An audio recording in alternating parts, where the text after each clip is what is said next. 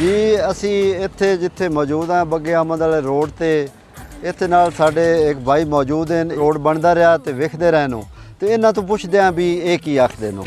भाई गुलाम अब्बास ये बुंगे दे विच होना साडा पिंड है जी। ए बुआना हो गया, ए नाल बुंगा है जी। माजा जेड़ा रोड बनया है बुंगे ताईं जी ये देखो ना जी, बस चलदा काम है। साइडा इन्हां बनाईयां ने, इन्हां दे कोल सब कुछ आई, गड्डियां वगैरह हर चीज़ जो आई। तो इन्हां काम है ना, इन्हां यस करना, मिट्टी भी बाहरों लैके आनी। इन्हां वेखो ना साडे अपनियां रकबे दा इन्हां मिट्टियां नाल ला के ते इट भी नहीं लाई ते काम ही बस तुरदा हो गया। इट्टां आईयां ही हैं बस पूरियां नहीं। अस्सलाम वालेकुम नाज़रीन, मैं तुहाडा अपना मेज़बान चौधरी अख्तर समेरे जोका ते मैं जिथे हुण मौजूद हाँ इस वक्त ये जनाब बग्गे अहमद वाले नूं रोड जांदा बुआने तो थोड़ा जिहा अगे ही गवर्नमेंट डिग्री कॉलेज है लड़कियां दा ते उत्थों बैक साइड ते बग्गे अहमद वाले नूं रोड जांदा जिंदा कि फासला तकरीबन 7 किलोमीटर है। तो इत्थे एक ठेकेदार है, उस जनाब ठेका लिया तो उस सड़क बनाउणी आ।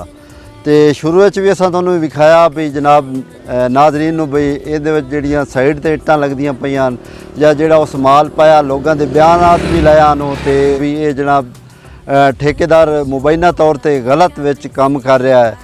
लेकिन वो रोड भी बन गया, सारा कुछ हो गया है।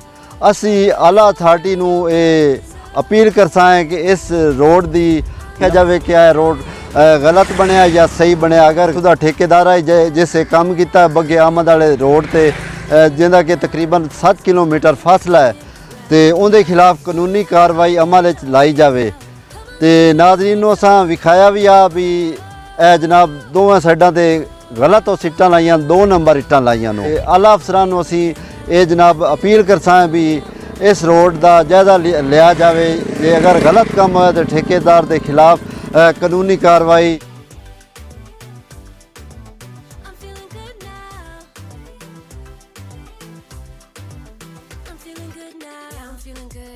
I'm feeling great. Every time I look around, it's like it's in my face. Yeah, nothing in this world is taking that away. Cause my people are my people, I'm not running in your race. But I run real high like a track star. I don't gotta run hard just to get far. Cause I work real hard, but then I play harder. That's how I know that I'ma get far.